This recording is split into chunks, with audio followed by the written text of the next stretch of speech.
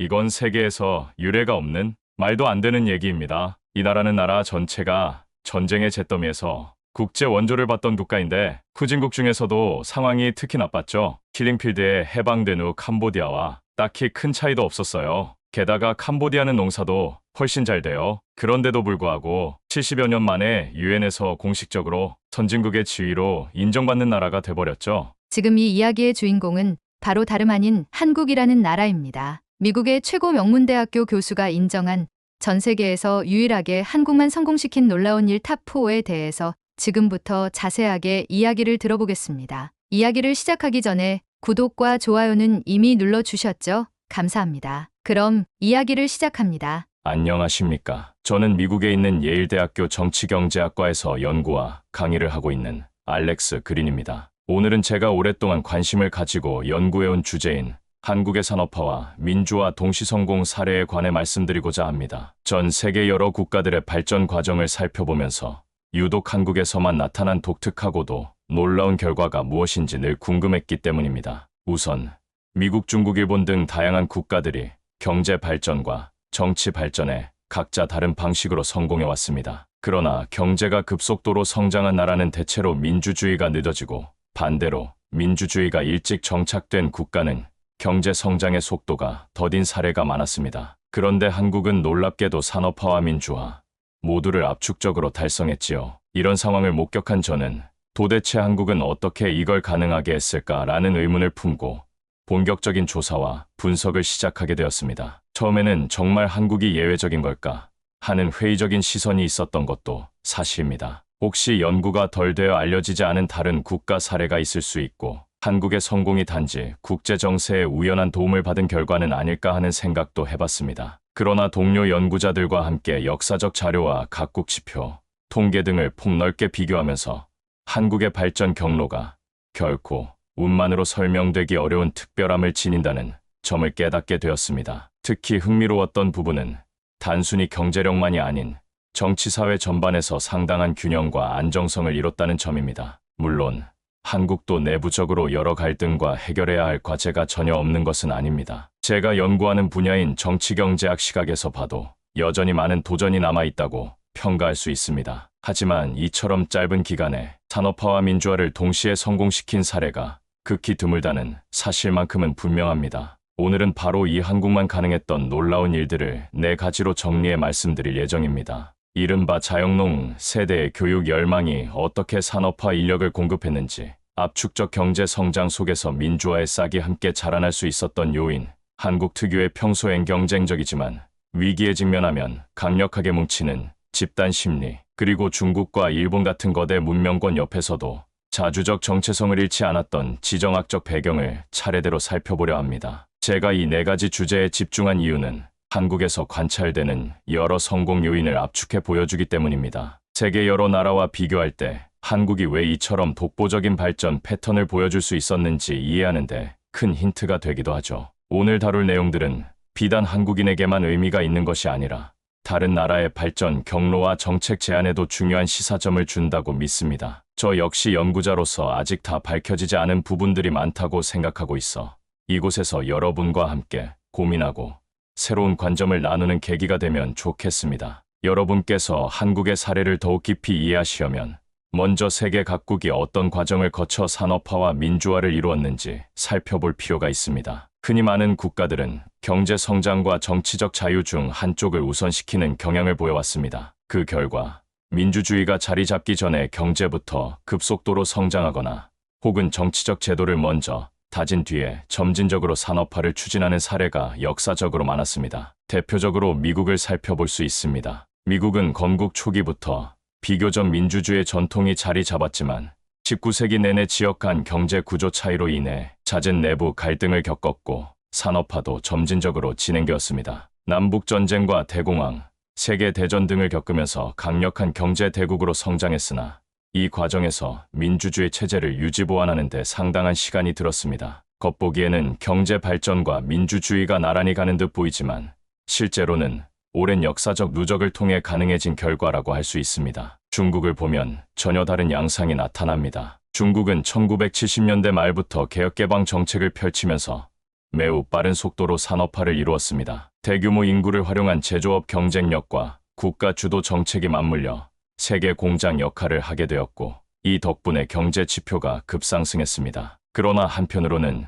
정치적 자유나 다원적 의사 결정이 충분히 보장되었다고 보기는 어렵습니다. 즉, 경제 성장은 폭발적이지만 민주주의 수준은 여전히 제한적인 상태입니다. 이와 같은 권위주의적 발전 모델은 한국처럼 민주화와 산업화가 동시에 이루어진 사례와는 근본적으로 다릅니다. 러시아를 포함한 공산권 국가들도 마찬가지로 국가 주도하에 군수산업과 특정 산업 분야를 급속히 키웠지만 정치적 자유가 억압되었습니다. 이들은 강제 동원과 계획 경제를 통해 일정 기간 동안 경제적 성장을 달성했으나 민주주의 발전과는 크게 괴리된 체제가 유지되었지요. 결국 공산권 붕괴 이후 민주화가 시도된 지역도 있으나 불안정한 과도기를 겪는 사례가 많습니다. 이는 강력한 경제 성장과 자유로운 정치 체제가 동시에 자리 잡기 얼마나 어려운 일인지를 보여주는 대표적인 예입니다. 일본은 산업화를 비교적 일찍 이룬 동아시아 국가로서 군국주의 시대를 거친 뒤 패전국이 된 이후에야 본격적으로 민주주의 제도를 외부로부터 도입하게 되었습니다. 이로 인해 특정 정치 세력이 오랫동안 정권을 유지해도 국민들이 큰 위기감을 느끼지 않는 상황이 이어졌고, 그 결과 민주적 참여와 시민의식이 충분히 성숙하지 않았다는 내적 비판도 있습니다. 동남아나 남아시아를 살펴보면 인도는 세계에서 가장 큰 민주주의 국가로 꼽힐 만큼 정치적 자유를 일찍부터 갖추었지만 그와 비례하는 수준의 경제 발전 속도를 내기는 어려웠습니다. 광활한 영토와 다양한 종교 언어 집단이 공존하는 과정에서 민주주의를 지키기 위한 제도 설계나 사회 조정이 우선되다 보니 산업화 정책을 효율적으로 추진하기가 쉽지 않았다는 지적도 있습니다. 또한 태국, 필리핀 등지에서는 반복적인 쿠데타와 군부 정권이 등장하여 민주주의와 경제 발전이 안정적으로 정착되지 못했습니다. 이처럼 다양한 국가들을 살펴보면 산업화와 민주주의를 각각 완수하기도 쉽지 않은 일입니다. 한 나라가 짧은 기간 안에 이 두 가지 목표를 동시에 달성하려면 국제 정세나 자원, 인적 자본, 문화적 특성 등 여러 요소가 매우 유리하게 결합되어야 합니다. 실제로 이런 복합 조건이 충족된 사례는 드뭅니다. 그렇다면 짧은 기간에 빠른 경제 성장과 정치적 자유를 동시에 달성한 한국은 어떻게 설명해야 할까요? 앞서 살펴본 예들과 달리 한국은 폐허가 된 전쟁 직후에도 고속 성장을 이어갔으며, 민주화 운동 역시 폭넓은 시민의 동력을 기반으로 짧은 시간에 폭발적으로 전개되었습니다. 이것을 단순히 시기적 운으로 치부하기에는 여러 문화적 구조적 특수성이 복합적으로 작용한 것으로 보입니다. 한국이 산업화와 민주화를 동시에 달성할 수 있었던 배경에는 오랜 세월에 걸쳐 형성된 특수한 역사 문화적 토대가 자리 잡고 있습니다. 이 토대는 단순히 외부 지원이나 특정 정권의 정책만으로 설명하기에는 부족할 정도로 사회 전반에 깊이 뿌리를 내리고 있습니다. 먼저 한반도의 지정학적 위치를 언급하지 않을 수 없습니다. 한국은 동아시아 대륙의 변방에 위치하면서도 중국, 일본 등 강대국 사이에서 수많은 외세 침략과 도전을 겪었습니다. 이를 통해 사람들은 살아남기 위해서는 스스로를 지켜야 한다는 집단적 의식을 점차 강화해왔습니다. 이러한 역사적 경험은 평소에는 경쟁적일지라도 재난이나 전쟁 등 국가적 위기 상황에서는 공동체적으로 단합하는 문화를 낳았지요. 또한 조선시대부터 이어진 유교 전통은 한국인의 교육열과 가족 중심 사고에 큰 영향을 미쳤습니다. 관직 시험을 통해 신분 상승이 가능했던 과거 제도는 시간이 흘러 일제강점기와 해방 이후까지도 학업을 통한 성공이라는 인식을 사회 곳곳에 스며들게 했습니다. 이는 국가적으로 어려운 상황에서도 부모가 자녀 교육에 과감히 투자하게 되는 원동력이 되었고, 훗날 고학력 인재층이 산업화와 민주화를 이끌어가는 밑거름이 되었습니다. 일제강점기의 경험은 한반도 사람들이 또 한 번 극심한 시련을 겪는 시기였습니다. 식민 통치를 통해 경제적 문화적 주권을 빼앗긴 상황에서도 한국인들은 집단적 저항과 독립운동을 전개하며 민족 정체성을 지키려 했습니다. 이때 형성된 우리가 뭉쳐야 살아남는다라는 공감대는 해방 이후 국가 재건 과정에서도 중요한 역할을 했습니다. 비록 광복 직후에는 남북 분단과 한국전쟁이라는 대규모 파국을 겪었지만 전쟁의 폐허 위에서도 더 이상 뒤처질 수 없다는 절박한 심리와 우리만의 힘으로 일어서야 한다는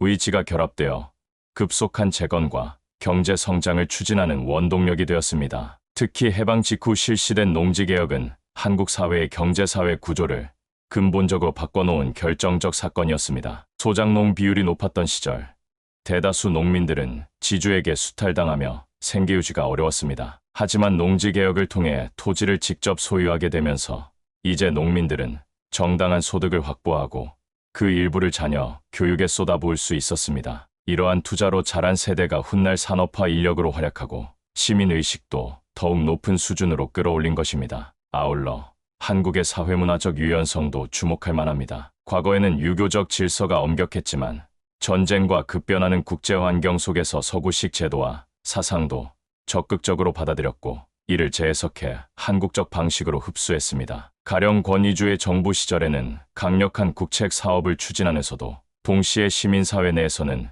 민주주의를 요구하는 목소리가 꾸준히 커져갔습니다. 이처럼 이중적이고 복합적인 움직임은 나중에 민주화 운동으로 폭발적인 결실을 맺었지요. 정리하자면 한국의 역사문화적 토대는 잦은 외세 침략과 지리적 특수성에 기인한 강한 생존의식, 유교 전통이 만들어낸 교육열과 가족 중심 사고, 일제강점기와 전쟁을 통해 형성된 집단 결속과 민족 정체성, 농지개혁을 비롯해 토지사회 구조가 변화하면서 나타난 자녀 세대의 사회적 도야, 외부 문화를 능동적으로 받아들이고 재해석하는 문화적 유연성으로 요약할 수 있습니다. 바로 이러한 맥락이 한국이 훗날 산업화와 민주화라는 두 마리 토끼를 동시에 잡을 수 있었던 기초가 되었다고 해석할 수 있습니다. 이제 이 같은 역사문화적 바탕 위에서 한국에서만 가능했던 놀라운 일타포가 어떠한 모습으로 나타났는지 더 깊이 살펴보도록 하겠습니다. 한국이 압축적 산업화와 민주화를 동시에 이룰 수 있었던 요인 중 하나로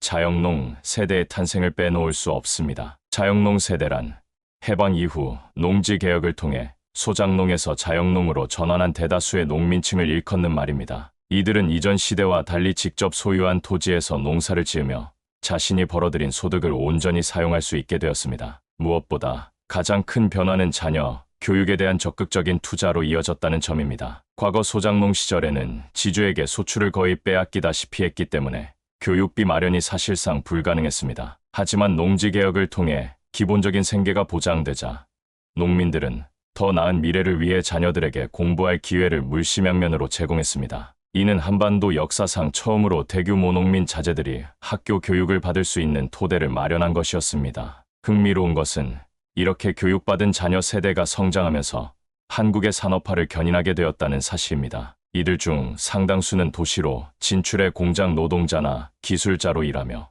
나라 전체의 생산력을 끌어올렸습니다. 그뿐 아니라 교육 수준이 높다 보니 이전 세대에 비해 정치사회적 의식도 눈에 띄게 향상되었습니다. 이러한 배경에서 도시 노동자들과 지식인 그룹을 중심으로 민주화 운동이 점차 조직화되고 훗날 민주주의 확립에까지 중요한 역할을 담당합니다. 이처럼 자영농 세대의 등장은 한국 사회 전반에 상당한 파급 효과를 가져왔습니다. 단순히 소작농이 사라지고 농민들이 안정적인 생활을 누리게 되었을 뿐 아니라 자녀 세대가 노동력 교육 수준 시민의식을 동시에 갖추며 국가 발전의 핵심 인력으로 부상한 것입니다. 일부 학자들은 이를 지방 농민의 도시 이동에 그치지 않는 경제사회 정치적 대전환이라고 평가합니다. 또 다른 측면에서 보면 자영농 세대가 경험한 내 힘으로 번 돈을 자식에게 투자한다는 행위는 한국 특유의 가족 중심 문화와 맞물려 훨씬 강력한 동력이 되었습니다. 부모가 자신을 희생해서라도 자녀에게 최대한 많은 기회를 주려 하는 태도는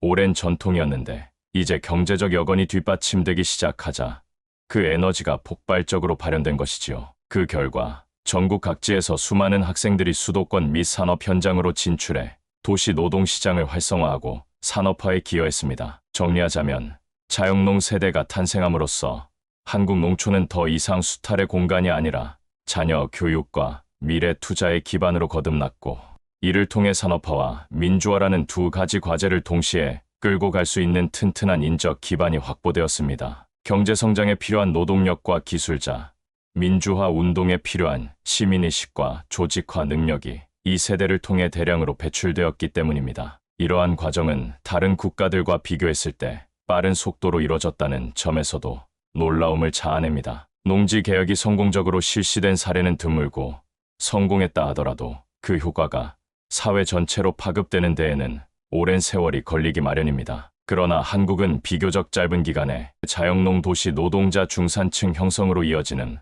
발전 경로를 달성하며 훗날 산업화와 민주화 동시 성공이라는 결실을 맺게 되었습니다. 한국이 세계적으로 주목받는 이유 중 하나는 경제성장과 민주주의를 거의 동시에 달성했다는 점에 있습니다. 보통은 어느 한쪽이 먼저 진행되다가 후에 다른 한쪽이 따라오는 형태가 일반적입니다. 예를 들어 많은 국가들이 먼저 권위주의 정권 아래서 경제성장을 이루고 그 뒤에야 민주화를 시도하거나 반대로 일찍 민주제도를 갖추고 나서야 경제적 발전을 본격화하기도 합니다. 그러나 한국은 이 둘이 상대적으로 짧은 시차를 두고 겹쳐 진행되었습니다. 그 시작점은 1960년대와 1970년대 정부 주도의 고도 성장 정책이었습니다. 당시 정권은 수출 산업을 집중 육성하며 공업화와 도시화를 추진했지요. 덕분에 한국의 1인당 국민소득은 빠른 속도로 증가했지만 정치적으로는 권위주의 체제가 공고해졌습니다. 국민들은 경제 발전의 성과를 피부로 느끼면서도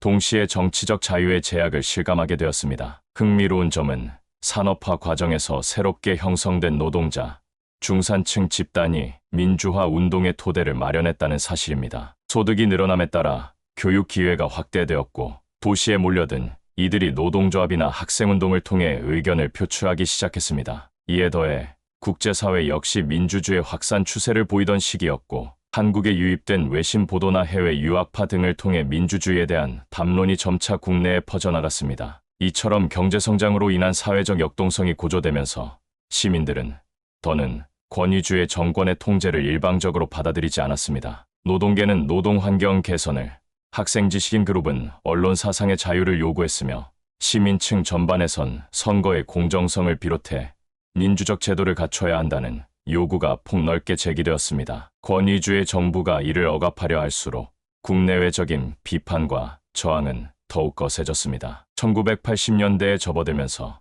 이러한 민주화 움직임은 압축적으로 성장한 경제가 초래한 사회적 갈등과 맞물려 본격적으로 분출되었습니다. 기업 활동이 활발해지고 국민소득이 상승했음에도 정권의 강경 대응이나 부정부패 문제에 대한 불만이 커지면서 대규모 시위와 운동이 전국적으로 확산된 것이지요. 결국 정부는 국민적 저항과 국제사회의 시선을 외면하기 어려운 상황에 이르렀고 이는 정치적 개혁을 수용하는 결과로 이어졌습니다. 이 과정을 통해 한국은 1987년 대통령 직선제 개헌을 이뤄내고 이후 비교적 짧은 기간 내에 민주화 체제를 안착시키게 됩니다. 물론 완벽한 민주주의라고 단언하기에는 여전히 해결해야 할 과제들이 있습니다. 그렇지만 권위주의 체제에서 발전된 경제를 누리던 시민들이 민주주의를 동시에 쟁취한 사례 자체는 세계적으로 매우 독특합니다. 흔히 개발 독재로 불리는 권위주의적 성장 모델을 채택했음에도 결실이 완전히 제도화되기 전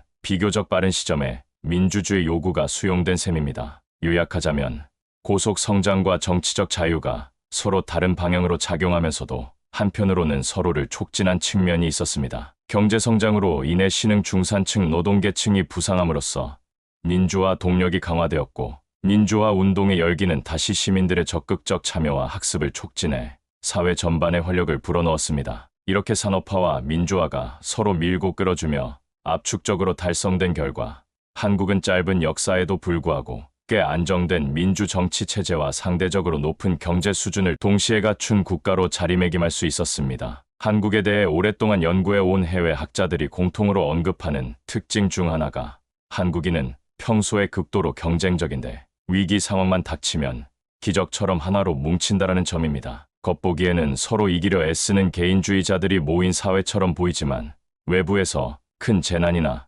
국가적 위협이 발생하면 마치 스위치가 켜진 듯 놀라운 결속력을 발휘한다는 것이지요. 이러한 이중성은 역사적 문화적 배경 속에서 형성된 것으로 해석할 수 있습니다. 한국은 지정학적으로 강대국 사이에 놓여 끊임없는 침략 위협에 시달렸고 20세기에만 해도 식민 통치와 전쟁을 겪었습니다. 생존 자체가 위태로웠던 환경에서는 어떻게든 살아남기 위해 서로 뭉쳐야 한다는 집단의식이 강해질 수밖에 없었습니다. 반면 안정기가 찾아오면 개인의 성취를 통해 더 나은 삶을 영위하고자 하는 욕구가 앞서면서 경쟁적 태도가 부각되기도 합니다. 이처럼 경쟁과 결속이 교차하는 문화는 현대사 곳곳에서 목격할 수 있습니다. 예를 들어 1997년 외환위기 당시 진행된 금 모으기 운동은 수많은 시민이 개인적인 보물을 내놓아 국가 부도를 막고자 했던 사례로 해외 언론마저 이런 일이 과연 가능한가라며 경탄을 금치 못했습니다. 마찬가지로 태안기름 유출 사고나 코로나19 초기의 방역협조 또한 평소에는 각자 도생에 익숙한 사람들이 국가적 재난 앞에서 기꺼이 한마음으로 뭉치는 모습을 잘 보여줍니다. 이는 경제적 정치적 동원과도 밀접한 관련이 있습니다. 권위주의 정권 시절 정부는 대규모 국책 사업이나 국제행사 유치 과정에서 국민에게 국가 경쟁력 제고를 내세웠고 상당수 시민이 이에 호응하며 공동의 목표 달성을 위한 희생을 기꺼이 감수했습니다. 반면 민주화 이후에는 시민 스스로 조직화해 광범위한 시위나 서명운동을 펼치는 등 아래로부터의 결속이 활발해졌습니다. 한 가지 흥미로운 공통점은 우리가 함께하지 않으면 더 큰 위기를 맞을 수 있다는 인식이 작동할 때 결속의 정도가 최고조에 달한다는 사실입니다. 학문적으로 볼 때 이런 문화적 특성은 집단주의 문화로 단순 정의하기 어렵습니다. 왜냐하면 평시에는 개인의 이익과 경쟁이 우선시되는 모습이 분명히 존재하기 때문입니다. 오히려 협력과 경쟁이 공존하는 이중성이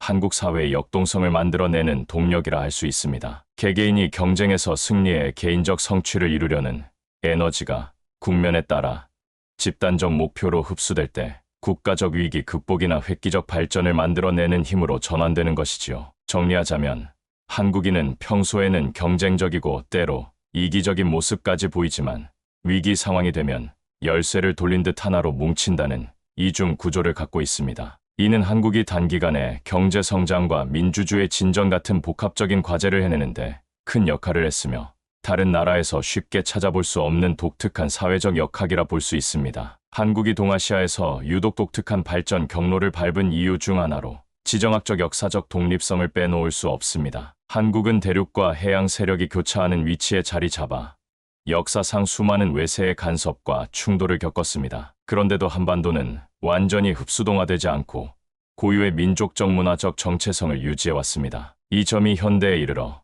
산업화와 민주화를 동시에 추진할 수 있는 강력한 자립의식을 낳았다는 분석이 제기됩니다. 무엇보다 중국의 영향력을 언급하지 않을 수 없습니다. 지리적으로 인접해 있고 문화적으로 깊은 교류가 있었음에도 한국은 한사군 설치 이후 오랜 기간 자주성을 유지해왔습니다. 다른 주변 지역이 쉽게 동화되거나 오랫동안 속국 상태에 놓인 사례가 많았던 것과 달리 한반도는 상대적으로 독립된 왕조를 계속 유지해온 것이 특징입니다. 이 과정에서 중화 문명을 적극 수용하되 주체적인 필터를 거쳐 독자적 색채를 더해 나갔습니다. 일본과의 관계도 눈여겨볼 부분입니다. 조선 후기 이후 여러 차례 외란과 근대 일본 제국의 침략을 겪었지만 그 기간은 길게 보았을 때 상대적으로 짧았습니다. 당시 문화적 정치적 억압이 심각했지만 독립운동을 통해 민족성을 지켜낸 점에서 완전 동화와는 거리가 멀었습니다. 해방 후 분단과 전쟁이라는 비극을 맞았지만 이 역시 한국인의 강한 생존 의식과 민족 정체성을 더욱 공고히 하는 계기가 되었습니다. 이처럼 주변 강대국과의 대립교류 속에서 독자적 길을 모색해 온 역사는 현대사에서도 중요한 함의를 지닙니다. 대외적으로는 자립자주를 우선하는 태도가 대내적으로는 민족 공동체에 대한 깊은 신뢰와 결속을 형성해 왔기 때문입니다. 앞서 언급한 집단 결속력, 자영농을 통한 교육 투자, 압축적 산업화와 민주화 같은 발전 전략 역시 결국 남에게 주도권을 빼앗길 수 없다는 한국인 특유의 의식이 뒷받침해 준 결과라고 볼 수 있습니다. 또한 지정학적 난관을 극복하기 위해 스스로 적응하고 변화해 온 모습은 문화적 유연성과도 이어집니다. 한반도는 수천 년간 대륙 세력과 해양 세력이 교차하는 요충지였기에 외부 문물을 끊임없이 흡수해야 했습니다. 그러나 이를 수동적으로 받아들이기만 한 것이 아니라 고유의 정치문화 체계와 융합하여 독자적으로 발전시켰습니다. 현대에 들어서는 서구식 민주주의 제도를 도입하면서도 한국식의 집단문화나 가족 중심 사고가 결합되는 식으로 새로운 변형이 일어난 것이지요. 정리하자면 한국이 지정학적으로 강대국 사이에 위치하고도 지속적으로 독립왕조와 민족 정체성을 지켜온 경험은 경제정치 체제를 스스로 설계하려는 의지와 위기시 강한 결속을 뒷받침하는 강력한 동인으로 작용했습니다. 주변 국가와 구별되는 독창적 길을 걷는 동력이 되었고 궁극적으로 산업화와 민주화라는 이중과업을 압축적으로 실현하는 데까지 이어졌다는 해석이 가능합니다. 이상으로 한국만 가능했던 놀라운 일타포를 모두 살펴보았습니다. 자영농 세대의 탄생과 그들이 주도한 교육 투자, 산업화와 민주화가 거의 동시에 이루어진 압축적 발전, 한국인의 이중적 문화 스위치, 평소엔 경쟁적, 위기엔 강력, 지정학적 역사적 독립성이 가져온 고유의 자립의식, 이 네 가지가 결합되면서 다른 나라에서는 보기 어려운 특별한 성과를 만들어냈다는 것이 이번 장에서 강조하고 싶은 핵심입니다. 종합하면 한국의 발전 모델은 권위주의적 고속 성장과 시민이 주도한 급진적 민주화가 아주 짧은 시차로 연속적으로 발생했다는 데 특별한 의미가 있습니다. 이는 자영농 세대의 교육열, 경제 성장으로 형성된 도시 노동 중산층, 위기 앞에서 뭉치는 결속 문화, 역사적으로 다져진 독립적 의식 같은 요소들이 함께 작용했기 때문에 가능했습니다. 앞서 한국이 산업화와 민주화를 동시에 이뤄낸 여러 요인을 살펴보면서 사람들이 어떻게 생각하고 행동하느냐가 얼마나 중요한지 확인할 수 있었습니다. 이번에는 그런 한국인의 집단 심리를 좀 더 구체적으로 들여다보겠습니다. 이미 말씀드렸듯 한국 사회에는 평소에는 극도로 경쟁적이면서도 갑작스러운 위기 앞에서는 놀라울 정도로 결속하는 역동성이 공존합니다. 그런데 이를 단순히 정체성이 이중적이다라는 말만으로 설명하기에는 조금 더 복합적인 문화적 맥락이 깔려 있습니다. 먼저 가족이나 친족 단위가 지닌 강력한 유대가 한국인의 사고방식을 크게 좌우합니다. 이는 유교적 전통과 연관되어 부모나 자녀를 위해 희생하는 태도가 미덕으로 여겨지는 분위기를 만들어 왔습니다. 특히 급격한 근대화 시기를 거치며 많은 사람들이 농촌을 떠나 도시에 자리 잡았어도 우리 식구만큼은 성공해야 한다는 마음이 끈질기게 작동했습니다. 경쟁을 통해 개인적 성취를 이루는 동시에 그 성과를 가족과 공유하고 나아가 국가적 위기 때는 모든 가정이 함께 대응하는 양상이 나타나곤 했습니다. 또 한 가지 흥미로운 점은 체면과 정이라는 요소가 한국 문화의 대인관계에 깊이 스며들어 있다는 것입니다. 체면을 중시하는 문화는 개인이 사회에서 인정받거나 적어도 도태되지 않기 위해 부단히 노력하도록 만듭니다. 한편으론 가족이나 친구, 이웃과 오랜 시간 쌓이는 정은 평소 경쟁 관계에 있더라도 필요할 때 서로 힘을 보태며 함께 살아가는 기반이 됩니다. 이렇게 체면과 정이 동시에 작동하는 상황은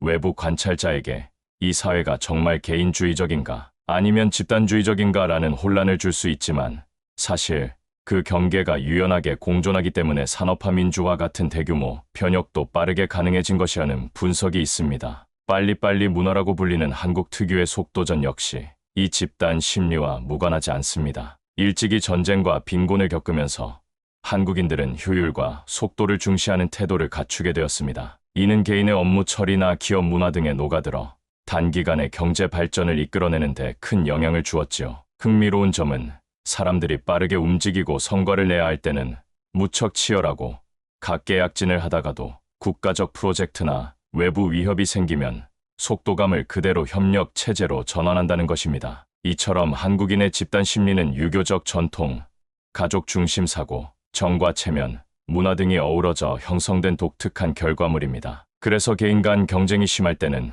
극도로 이기적으로 비칠 수 있고 위기 극복 국면에서는 이보다 더 협동적일 수 없다고 말할 정도로 똘똘 뭉치는 상황이 벌어지곤 합니다. 다시 말해 경쟁과 협력이라는 두 축이 동시에 작동하는 구조가 한국 사회를 한층 역동적으로 만든다고 볼 수 있습니다. 바로 이 점이 일반적으로 경제 성장과 정치 발전이 어느 한쪽에 치우치기 쉬운 여타 국가들과 구별되는 문화적 근간이 된다고 하겠습니다. 산업화 시기에 개인의 노력과 성취가 극대화되어 성장을 앞당겼다면 민주화 국면에서는 집단적 저항과 연대의식이 폭넓게 발현되었습니다. 이런 심리문화적 특수성이 없었다면 한국이 짧은 기간 안에 경제정치 양면에서 두드러진 성과를 내기는 어려웠을 것이라는 게 학계의 공통된 견해입니다. 이제까지 살펴본 한국의 압축적 산업화와 민주화, 그리고 독특한 문화 심리적 배경은 해외 학계에서도 꾸준한 관심 대상이 되어 왔습니다. 정치학, 사회학, 경제학 등 다양한 분야에서 왜 한국만 가능했는가라는 물음은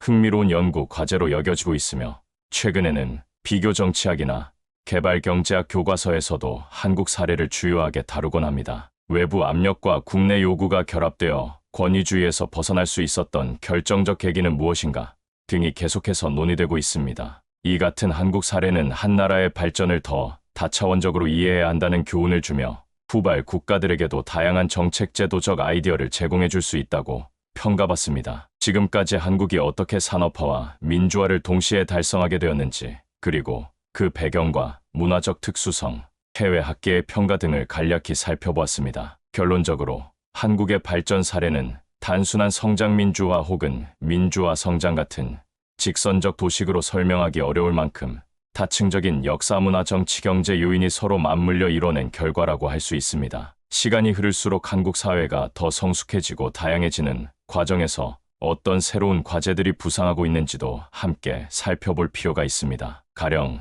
저출산 고령화, 글로벌 환경 변화, 첨단 기술 경쟁 등은 한국이 앞으로 해결해야 할 주요 도전 과제입니다. 과거에는 국가 발전이라는 하나의 공통 목표 아래 모두가 뭉치기 쉬웠지만, 현재 한국 사회는 개인 가치와 라이프 스타일이 점점 더 다양해지면서 집단 결속을 유지하기가 과거보다 까다로워졌다는 시각도 있지요. 또한 통일 문제나 국제정치의 재편과 같은 이슈가 불거질 때 과연 한국은 과거처럼 협력적 에너지를 다시 끌어낼 수 있을지, 아니면 사회적 분열이 심화될 것인지에 대해서도 학계와 언론에서 관심이 집중되고 있습니다. 이렇듯 한국 사례는 이미 완성된 발전 모델이라기보다는 끊임없이 변화하고 재구성되는 프로세스에 가깝습니다. 선진국 반열에 올라섰다고 평가되는 지금도 다양한 내부 외부 변수를 어떤 방식으로 조정하느냐에 따라 미래가 크게 달라질 수 있다는 것이지요. 이 점에서 한국은 앞으로도 새로운 연구 주제로 남을 공산이 큽니다. 특히 정치, 사회, 경제적 변동이 예고되는 시점마다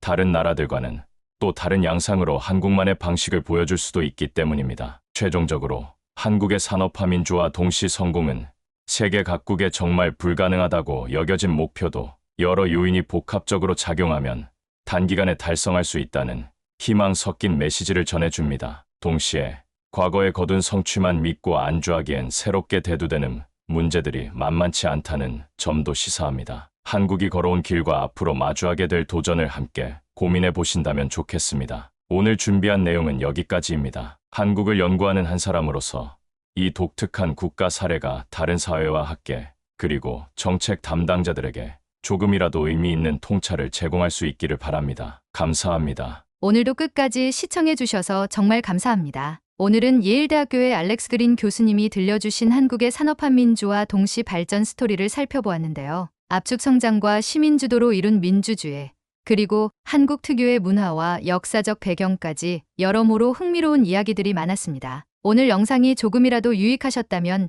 좋아요와 구독으로 함께해 주시면 감사하겠습니다. 여러분의 다양한 의견이나 질문이 있으시면 언제든 댓글로 남겨주세요. 그럼 다음 영상에서 다시 뵙겠습니다. 감사합니다.